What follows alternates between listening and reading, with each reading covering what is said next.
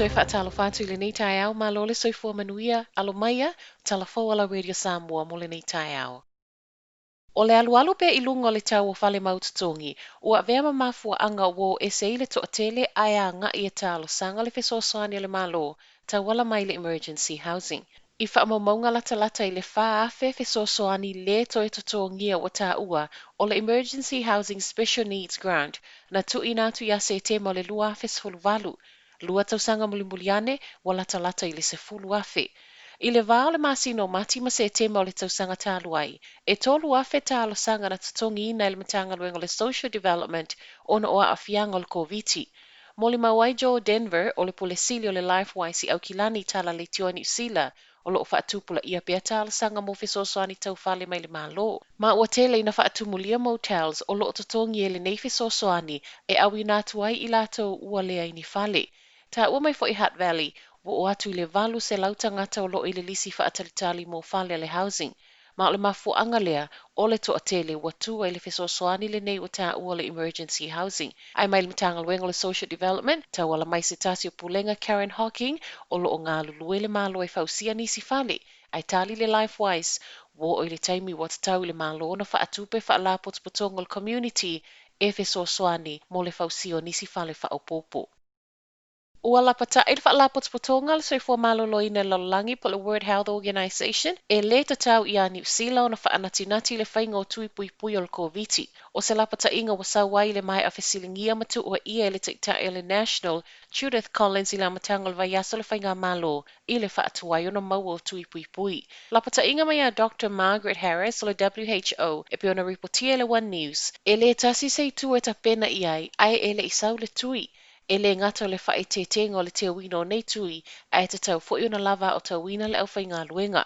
Whaamoni o fo Harris i le taimi nei, e le o iai se tūlanga manino, pe ma whai e nei tui pui pui o na tau fia le pepesi o le vairusi. Ua whautua ina i Harris New Zealand, wha au wau pea pui pui ngolo o maluai le atunu u i le taimi nei, na i lo le wha anatinati. O le laasanga mua o saunoa Harris e te tau ia New Zealand na wha mua o le sue po o le a tonu le vaila au e wha o ngā.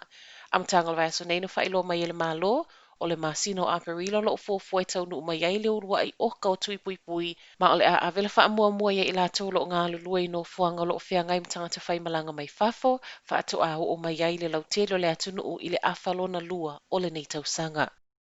Start Me Up o le ingoa leo le pol kalame whai whaatasi al mtanga luenga le Social Development ma le Christchurch NZ. O se pol kalame watu u whaatasia whaapitoa e ta ia lai i lato o whaamoemoe e a matani a lato pisinisi. E lua vaenga o vai na iai, ma o le vaenga mua e a mata i polo kalame whaalea o ngai whaia online i le a mata ino se pisinisi o na whaato a fili ai leo le to o lua sfuru lima e whaaua wina le vaenga lona lua mo le valu vaiaso. O le mai ai o le pol kalame, o le a ngā lulua le matanga luenga le social development a wale whaatino ina umo i tu o lo umo mi ai le fesoasoani tau tupe. Reporti le leiti o New Zealand, o nisi o lo o awai o lo o whaonga ina le nei awa noa ea o awai le tutongi no la fonga pisinisi a ngā i le Inland Revenue a o nisi. Wa mboli mawe mo umia le whaalau tele o le iloa i le marketi no pisinisi. Ta wai le matanga luenga le social development o se fuafuanga le leile nei mo i lato ua afia ngā luenga o no le COVID. O lo tatalava noa mo tala sanga le Start Me Up mo tangata i Kalaistete, Selwyn ma Ashburton,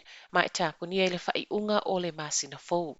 Fase lau isi awa no whai ngā luenga lo wha moe sau le tolus fulfa miliona o wha safua mai le malo mo le puipuia puna o wha natura. Wha i Loyal Meadstown tanga luenga puna o wha natura Kiri Allen o le avai ngā tupe mo le Kapiti Coast i mātua Wellingtone le ama whai ai o na wha atala sanga kulupo lo tausia le si o manga e wha whai ngā luenga i tangata whai ngā luenga le tu mau wha pēa kone karate o le vai ngā tupe lea mai le Jobs for Nature Fund tasi tesi ma le lua piliona na wha matu mai le malo mo le toi wha le leia, wha foisia, ma pulea le lei polo keti mo le va aia le lei o oa wha natura a wā tai au.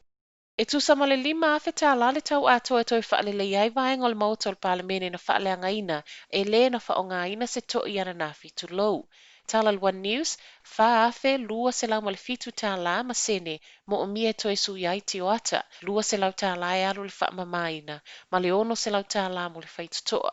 La sanafi le ana tuula ia i luma o le whaamsinonga whaitu malo i Wellington e le tamatolo sultasi tausanga wa molia mai ripoti e whaale tonu lona mawhauwhau. Ma tala whaai ultai au, ua tau fia nei mo se taimi le tu mau le Google o na toi whaiani whaalau i lo whaapolo kiki, se whai unga nā loa ia i le asona nafi, ma ua whaiai le mai o le vesinga na tula i mai le mauta o le Capitol i Amerika i le vai aso talu ai. Se ta ialo le awha atu mawina fuafua e toi whaaleo ngā ina, pe a mai ar whaatautonga o le Presidente Fou Amerika i le aso lua sultasi o le masina nei. O lea fo i whaato ato e tatala sa le Google na le mawhai ona whaiani whaalau i loa whaatatau i whai ngā pālota, pe ona a mata aloa ia i le aso se fulo le masina tāluai. Ma fua mai fo i le vevesi ono le unga o le pālota Amerika le ana whaia i le masina o Novema. Tala nao le nei tai au, manuia le nei aso.